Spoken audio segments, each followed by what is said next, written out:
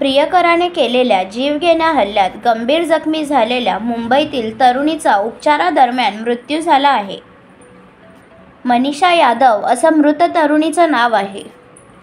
आज सकाळच्या सुमारास मनीषा हिच्यावर तिचा प्रियकर सोनू बराय याने हल्ला केला होता। मनीषावर हल्ला केल्यानंतर सोनूने स्वतःचं जीवन संपवलं होतं। गंभीर जखमी झालेल्या मनीषाला जे रुग्णालयात उपचारासाठी दाखल करण्यात आलं होतं।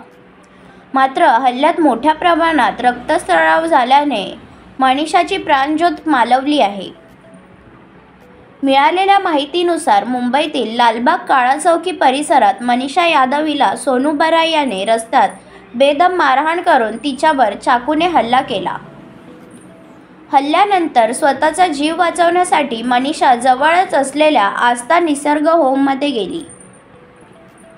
मात्र सोनू याने निसर्ग होममध्ये घुसून तिच्यावर जीवघेणा हल्ला केला आणि नंतर स्वतःचा गळा चिरला।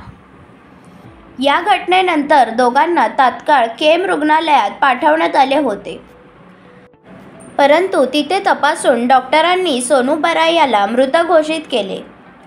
दुसरीकडे मनीषा यादव हिच्यावर नंतर जे रुग्णालयात उपचार करण्यात येत होते। चाकूने केलेल्या हल्ल्यात गंभीर जखमी झालेल्या मनीषाच्या शरीरातून मोठ्या प्रमाणात रक्तस्राव झाला होता, त्यामुळे तिची प्रकृती अस्तव्यस्त होती। सायंकाळच्या सुमारास दुर्दैवाने तिने प्राण गमावले।